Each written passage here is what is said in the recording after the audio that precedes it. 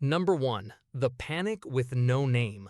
Okay, quick quiz. What year had a global financial crash so bad it broke empires, sparked revolutions, and led to a brand new world order, yet almost no one today talks about it? Hint, it's not 2008, or 1929, or even 1987. It's 1907. Yeah, 1907. The year that sounds like it came with top hats, tuberculosis, and the occasional duel at dawn.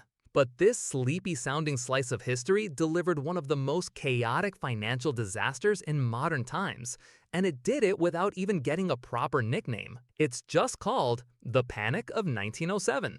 That's it. No Black Thursday, no dot-com bubble, not even a dramatic Big Short movie to explain it. But this crash was the reason we have the Federal Reserve. It helped birth modern financial regulation. And oh yeah, it was triggered by a failed attempt to corner the copper market, which is basically like trying to bankrupt the economy by hoarding pennies. And the masterminds? A group of very rich, very dumb men who thought they could beat Wall Street at its own game by manipulating stock in a single trust company. Spoiler, they could not. When the scheme flopped, the trust companies, basically banks with fewer rules, started to implode. Public panic spread faster than a TikTok conspiracy theory. People rushed to withdraw money, bank runs cascaded, and the whole system started choking. If not for actual rich guy superhero JP Morgan, who literally locked bankers in his library until they agreed to bail each other out, the US financial system might have collapsed for real, like Great Depression style, but 20 years early. So yeah, the forgotten crash, it changed everything, including how much power one old banker with a mustache could wield just by yelling at people in a room full of leather chairs. Number 2. Trust issues literally. Let's talk about trust, not the emotional kind. You're already working that out in therapy. We're talking about trust companies, those mysterious financial institutions that triggered the entire 1907 mess. Back then, trust companies were like the chaotic younger siblings of banks. They looked like banks, acted like banks, and took your money like banks, but with fewer rules and way more drama. Originally, they were meant to manage estates and trusts for the rich, but then they got bored and thought, why not be banks, but sketchier? Unlike regular banks, trust companies didn't have to hold as much cash in reserve, which was great for making profits, but terrible during a panic, kind of like running a trampoline park without liability insurance. So when a couple of Wall Street geniuses, read reckless copper enthusiasts, tried and failed to manipulate the market, investors freaked out. They didn't say, let's calmly assess the situation. No, they went straight to their local trust company and screamed, give me my money before everything explodes. And the companies? They didn't have the money because remember, fewer rules, more vibes. This created a death spiral. People saw the lines forming outside trust companies, panicked even more, and rushed to pull out their funds. The same way you suddenly feel like buying 36 rolls of toilet paper because you saw someone else doing it. Herd mentality, but with actual life savings at stake. The biggest casualty? The Knickerbocker Trust Company. A name so old-timey, it sounds like it should be selling crumpets, not crashing the financial system. Once Knickerbocker collapsed, everyone else assumed the end was nigh. In the end, these institutions were so poorly regulated and so central to the economy that their failure basically shouted, hey, maybe we need adult supervision. Hence, the eventual creation of the Federal Reserve. So yeah, next time someone says, trust the system, remember, the system once put all its eggs in a basket labeled Knickerbocker. Hold up, quick pause. If you're thinking, that's weird, but kinda genius, then you have to share this video with someone else who loves shady facts and money secrets the banks would never tell you. Drop a comment below, even if it's just, I watched this while avoiding real responsibilities. And hit that subscribe button, because what's coming next? It's weirder, it's smarter, and maybe richer. Number 3. JP Morgan's hostage negotiation.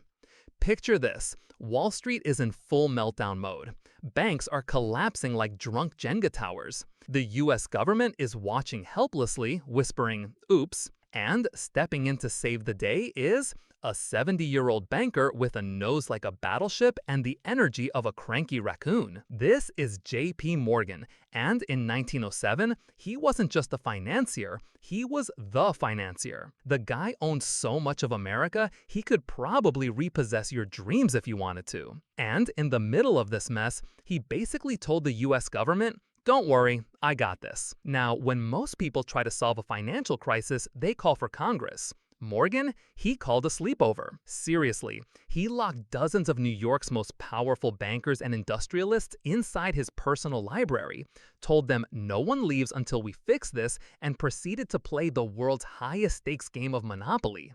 It wasn't a bailout, it was a Morgan out. One bank after another, Morgan personally arranged emergency loans, forced mergers, and even told newspapers what headlines to print to calm the public. At one point, he literally forced the president of a failing trust company to accept a rescue deal by physically barring him from leaving the room. This man weaponized mahogany furniture and peer pressure. But here's the thing, it worked. Morgan stopped the bleeding, barely. But people realized how messed up it was that the fate of the US economy relied on one guy with a cigar and a very punchable mustache. And thus, the Federal Reserve was born. Because letting the financial health of 90 million people rest on a single dude's ability to bully other rich people into signing paperwork, not a great system. So yeah, JP Morgan didn't just save capitalism, he also proved it needed a babysitter. Number 4. No Fed, no chill.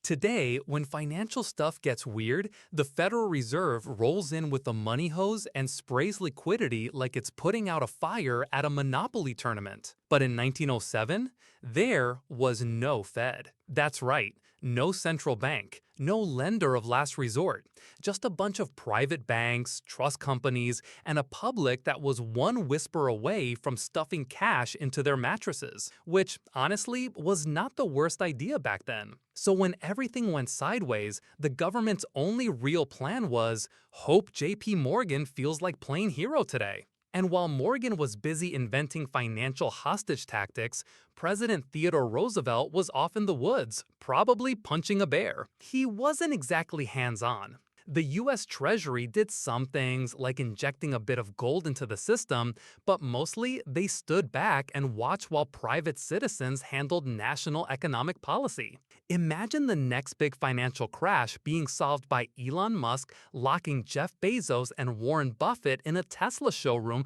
until they agree on a bailout plan. That's how wild this was. The 1907 crash made it painfully clear that you can't run a modern economy on vibes and mustaches. So in 1913, the US finally said, you know what? Let's invent a central bank before another guy named Knickerbocker wipes us out. The Federal Reserve System was signed into existence, partly because of this mess. And partly because no one ever wanted to rely on one rich dude yelling at other rich dudes in a library ever again. Number 5. The rich got richer again.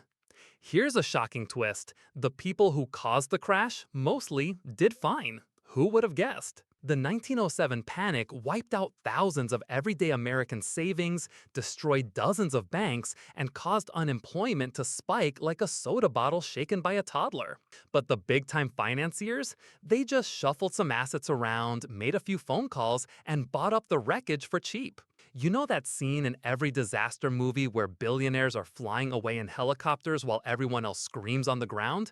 Yeah, that was real, just with more top hats and less CGI. JP Morgan and his banker buddies walked away stronger than before. Morgan used the crisis to consolidate power over the banking system and tighten his grip on the US economy. A bunch of failing institutions suddenly weren't failing anymore because Morgan just bought them. It was like the financial version of a garage sale, where you show up with a truck, a smug grin, and a blank check. Meanwhile, the public? Not so great. People lost jobs, businesses folded, and the stock market stayed in the gutter for a good chunk of time. And let's not even talk about the trust companies. They were the crypto exchanges of their day, and the ones that didn't vanish were never trusted again. Ironically, but here's the real kicker. This whole mess actually increased public admiration for Morgan. They started calling him the savior of Wall Street, as if he hadn't been one of the guys lighting the match before the building burned down. So yeah, rich men caused a crisis, made money from the cleanup, and somehow walked away as heroes. You know, history doesn't repeat, but it sure likes to plagiarize itself. Oh, and before you go, we drop 2 new videos every week. One on Tuesday, one on Saturday. So if you like smart takes with a twist, make sure to come back. We'll be here digging deeper.